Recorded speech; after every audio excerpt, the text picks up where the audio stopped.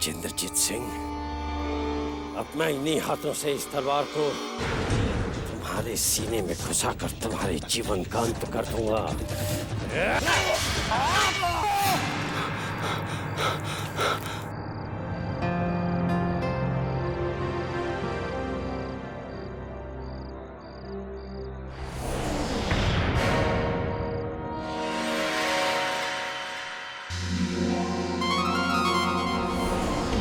क्या भवानी सिंह के भय ने तुम्हें स्वप्न में भी भयभीत कर दिया है युवराज?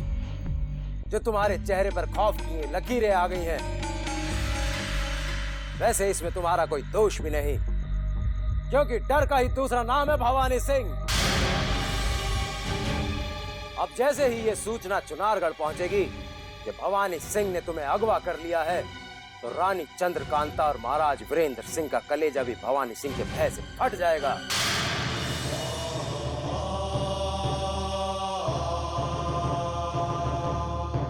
एक नई सूचना है। अचानक मायाजाल हमारी ओर कुछ अधिक ही झुकने लगी है। वो चुनारगढ़ के हित में कुछ कहना चाहती है। चुनारगढ़ के हित में? किंतु कारागार में रह के वो हमारा क्या हित कर सकती है? वो कोई गुप्त भेद बताकर महाराज वीरेंद्र सिंह और महारानी चंद्रकांता की खोई हुई खुशियां वापस लौटाना चाहती है। लगता है मायाजाल को भी समझ में आ गया कि उसके विद्रोही स्वामी उसे छुड़ाने कभी नहीं आएंगे। जगन सिंह, क्या मायाजाल के गुप्त भेद के बारे में तुम कुछ जानते हो जिसमें महाराज और महारानी का कोई हित छिपा हो? नहीं पद्मनी जी, मैं अभी तक इतना ही जान सका। लेकिन हाँ, जब से हमारे युवराज लुप्त हुए हैं, तब से मायाजाल अपने मन में दबा कोई भेद उजागर करना चाहती है। यदि तुम्हारा अनुमान सटीक है जगन सिंह, तो मायाजाल भी हमारे काम आ सकती है। किंतु अवश्य ही कोई गहरी बात है जो बहुत लंबे समय के बाद मायाजाल चुनारगढ़ के हित में कोई राज उगलने वाली है। परंतु वो राज मायाजाल केवल महारानी चंद्रकांता के सामने ही उगलने वाली है पद्मनी जी। मुझे ऐसा लगता है इसके लिए महारानी जी को मनाना बहुत कठिन है। तो मायाजाल पर कड़ी निगरानी रखो जगन सिंह। मैं महारानी और महाराज तक मायाजाल का ये संदेश तुरंत पहुंचाती हूँ। मायाजाल अब हमारे हित में कार्य करना चाहती है। ये उस दुष्ट अय्यार का प्रायश्चित है या फिर कोई नया छल? छल के सिवा हमारे महल में बचा ही क्या है? पता नहीं किस शत्रु की बुरी नजर हमारे महल पे पड़ गई है। कभी हमारे परम स्वामी भक्त चंडीलाल विद्रोही बन जाते हैं और कभी हमारे युवराज जंगलों में लुप्त हो जाते हैं, और अब मायाजाल भी अवश्य ही कोई चाल चल रही है अपनी जान बचाने के लिए। महारानी जी, मायाजाल को एक बार परखने में क्या जाएगा? यदि उससे मिलने पर हमें कोई काम का भेद मिल गया तो हमारा क्या बिगड़ेगा? आप एक बार उससे कारागार में मिल लीजिए, मेरी आपसे यही प्रार्थना है। पद्मनी, हमें हमारे युवराजों की चिंता है, ना किसी अय्यार के प्रायश्चित की। हम उससे नहीं मिलेंगे और तुम हमें विवश मत करो। यदि आप मेरी प्रार्थना मान लेती महारानी जी, तो हो सकता हमें कोई ऐसा सूत्र मिल जाता जो हमें हमारे खोए हुए युवराजों तक ले जाता। मायाजाल का बदला हुआ रूप देखकर मेरा मन तो यही कहता है। आगे आपकी इच्छा। ठहरो पद्मनी, अगर तुम्हें ऐसा लगता है तो हम मायाजाल से मिलेंगे। देखते हैं बंद कारागार में वो क्या भेद उगलती है।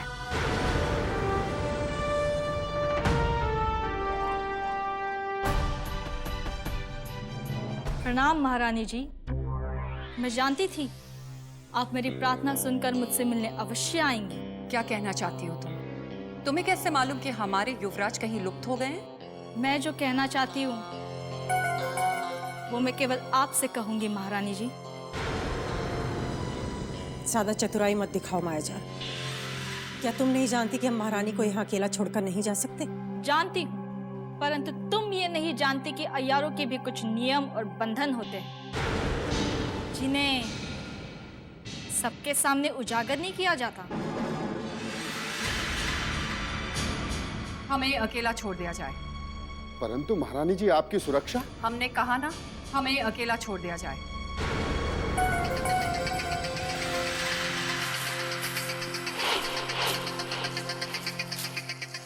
अब तुम्हारे और हमारे सिवा यहाँ कोई नहीं है। बताओ, तुमने रानी चंद्रकांता को क्यों याद किया? क्योंकि आपकी तरह मैं भी एक स्त्री हूँ और स्त्री के अंदर छिपे दर्द को मैं अच्छी तरह समझ सकती हूँ। मैं उन युवराजों के विषय में आपको बताना चाहती हूँ जो किसी नरभक्षी को खोजते खोजते लुप्त हो गए हैं। तुम कैसे कह सकती हो? तुम्हें ये कैसे पता कि हमारे युवराज लुप्त हो गए हैं? कारागार में पहरा दे रहे सैनिकों की बातों से मुझे सब पता चल गया है, और मैं ये भी जानती हूँ कि उन्हें किसने लुप्त किया है। कौन है वो? चंडीलाल। ये कार्य उसी चंडीलाल ने किया है जिसने चिनारगढ़ के साथ विश्वासघात किया है। ये तुम कैसे कह सकती हो? और अचानक तुम उनके विरुद्ध कैसे हो गई, जबकि तुम तो उनकी सबसे बड़ी स्वामी भक्त हो? मैं चंडीलाल की स्वामी भक्त थी, परंतु अब नहीं, जिसका कारण है धोखा। चंडीलाल ने मेरे साथ भी छल किया है। मैंने अपने प्राण दांव पर लगाकर चंडीलाल को शिवगढ़ तक पहुंचाया, किंतु शिवगढ़ जाते ही वो मुझे भूल गए। इसलिए अब मैं आपका साथ देकर उनसे बदला लेना चाहती हूँ। विश्वास नहीं हो रहा। जिस चंडीलाल की गोद में खेलकर हमारे युवराज बड़े हुए, वही चंडीलाल हमारे युवराजों को लुप्त कर लेगा? नहीं। ये सत्य है महारानी जी, क्योंकि मायाजाल कभी झूठ नहीं बोलती। महाराज शिवदत्त से संबलपुर का राज्य हत्याने के लिए चंडीलाल ने ये घृणित कार्य किया है। अगर ये सत्य है तो चंडीलाल की मृत्यु निकट है। अगर ये झूठ साबित हुआ तो तुम्हारी मृत्यु निश्चित है।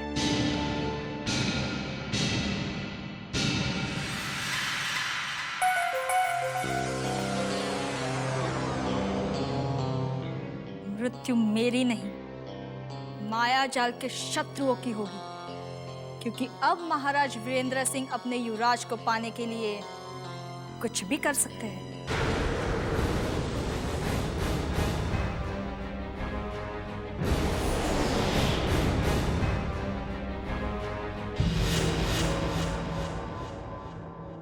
अचानक आपके मुख पर झलक आए इस शांति को देखकर यह अनुमान लगाना कठिन नहीं होगा कि मायाजाल ने आपको संतुष्ट कर दिया है महारानी जी।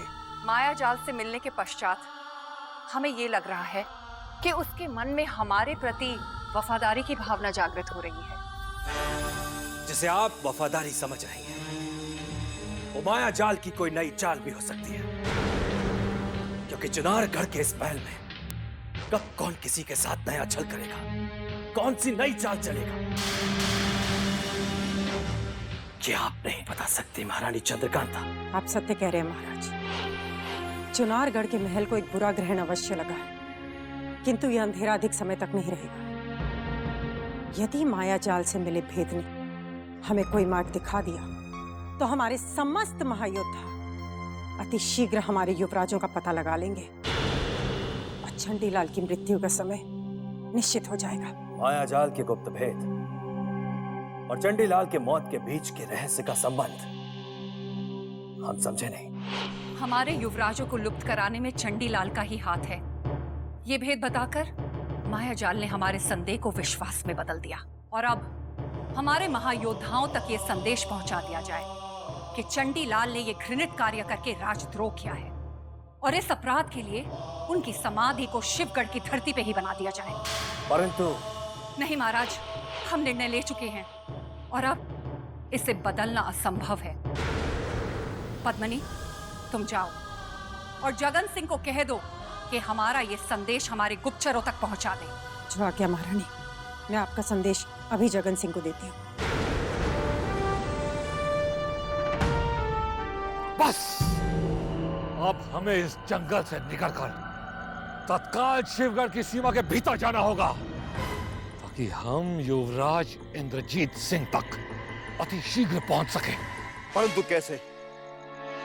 हम सब अभी भी इस भूल भुलैया में भटक रहे हैं, जहां आना बहुत सरल है, परंतु निकल कर जाना बहुत कठिन। कठिन अवश्य है, किंतु असंभव नहीं,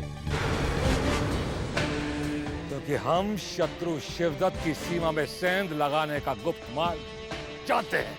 चलो सैनिकों!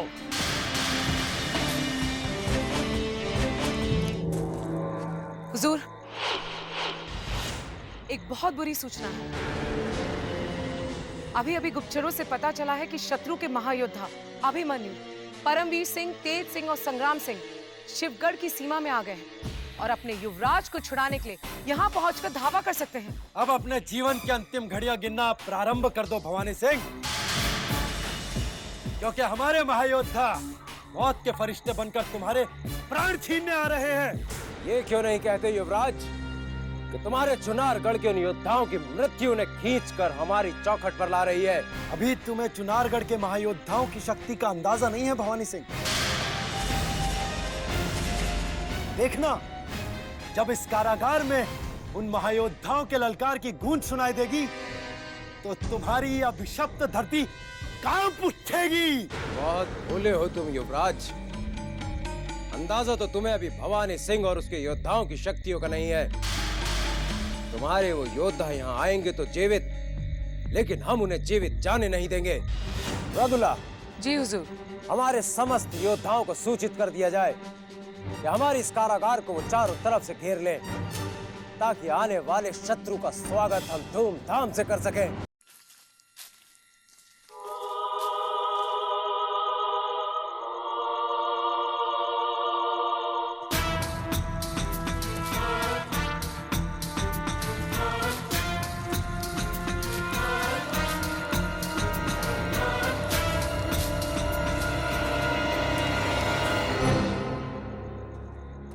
तेज सिंह, परमवीर सिंह,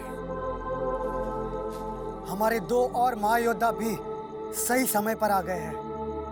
अब हम अवश्य इस जंगल की भूल भुलैया से निकल जाएंगे।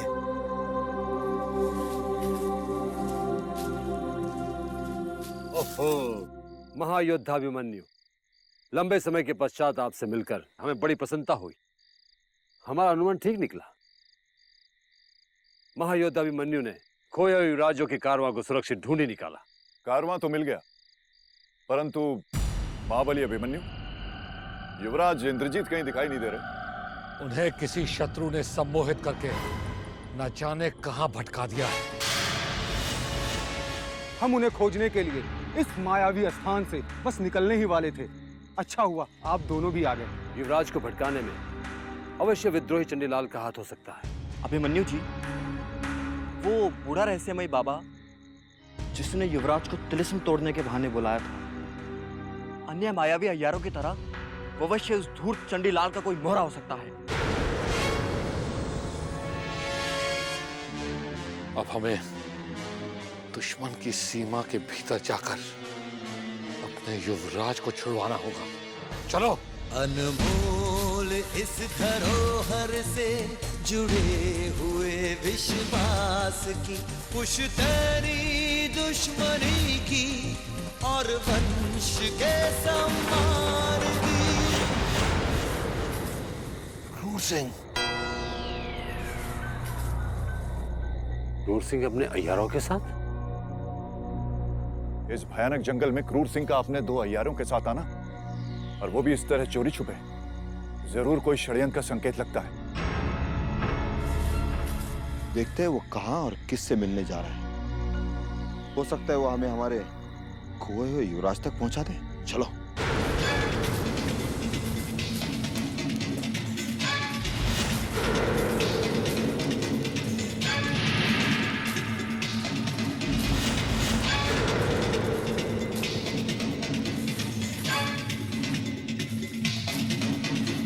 हमारे वीर अंगरक्षकों, आज समय आ गया है जब तुम्हें अपने प्राण त्याग कर भी भवानी सिंह के कारागार से चुनारगढ़ की युवराज को छीन कर लाना है। डरना मत, महायोद्धा क्रूर सिंह तुम्हारे पीछे है। हमारे पीछे? ये क्या बात हुई? अरे क्या बात हुई? बताता हूँ। ये नाइंसाफी है हुजूर।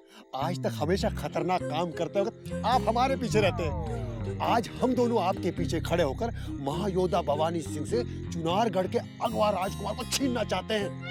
बड़ी ख्वाहिश है, क्यों नाज़िम? हाँ, क्यों नहीं, क्यों नहीं। हुजूर को भी तो कम से कम जंग का एक मौका तो मिलना ही चाहिए। बड़े महायोद्धा बनते हैं, जंगी करामात भूल गए तो जाइए जाइए हुजूर, ऐसे मौके तो बार बार नहीं मिलते। खुदा न खास्ता आप नहीं लौटे, बेसहारा बच्चों को अहमद संभाल लेगा और भाभी जान का ख्याल मैं रख लूंगा। चुप रहो मूर्खों! भाभी जान का ख्याल हम रख लेंगे। किस मूर्ख ने ये दुस्साहस किया? महायोद्धा अभिमन्यु सिंह, हाँ हाँ बिल्कुल बिल्कुल, आपकी भाभी जान है, आप बिल्कुल संभाल सकते हैं। अहमद नासिर, देखो इतने सारे महायोद्धाओं के एक साथ दर्शन हो गए। प्रणाम करो, प्रणाम करो। अब तुम और तुम्हारे इन अयारों का अंतिम समय आ गया है क्रूर सिंह। यदि जीवित रहना चाहते हो तो शीघ्र बताओ कि वो बूढ़ा भवानी बाबा कौन है जिसने हमारे युवराज का अपहरण किया है। अभिमन्यु सिंह जी, वो कोई बाबा भवानी नहीं बल्कि कायर भवानी सिंह है, जिसने रूप बदलकर हमारे युवराज का अपहरण कर लिया। ये भवानी सिंह कहाँ मिलेगा? बताता हूँ, आप बिल्कुल सही जगह पर पहुँचे हैं हुजूर। वो उधर खंडर के कारागार में, और उस कारागार की रखवाली शिवगढ़ के कायर योद्धा कर रहे हैं। जरा संभल के आप लोग जाइएगा और अपना ध्यान रखिएगा और हमारी जान बख्श दीजिएगा। इसका निर्णय तो हम बाद में करेंगे, परंतु क्रूर सिंह, तुम और तुम्हारे इन दो अय्यारों की वजह से हमें ये तो पता चल ही गया कि हमारे युवराज इस वक्त कहाँ हैं। भैरव सिंह, क्रूर सिंह और इन दोनों को सैनिकों के घेरे में रखना। तब तक हम भवानी सिंह के कारागार से युवराज को छुड़ा कर लाते हैं। हम भी आपके साथ चलेंगे तेज सिंह जी। नहीं युवराज, हम आपके प्राण संकट में नहीं ला सकते। आप सैनिकों के साथ भैरव सिंह और तारा सिंह की सुरक्षा में हमारे लौटने की प्रतीक्षा करेंगे। अब भवानी सिंह के समस्त महायोद्धाओं का अंतिम काल आ गया है। भवानी सिंह के कारागार में अब यदि स्वयं यमराज का भी पहरा होगा तो चुनारगढ़ के हम 4 महायोद्धा मिलकर उसे तोड़ देंगे।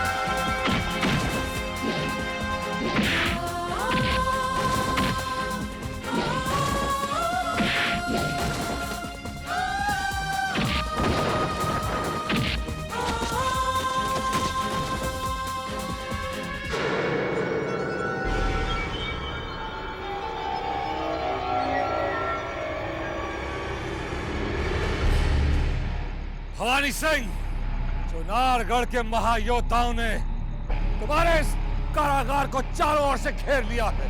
यदि हमारे युवराज के रक्त की एक भी बूंद शिवगढ़ की इस अभिशप्त धरती पर गिरी तो तुम और तुम्हारे अभागे योद्धाओं का अंत निश्चित है।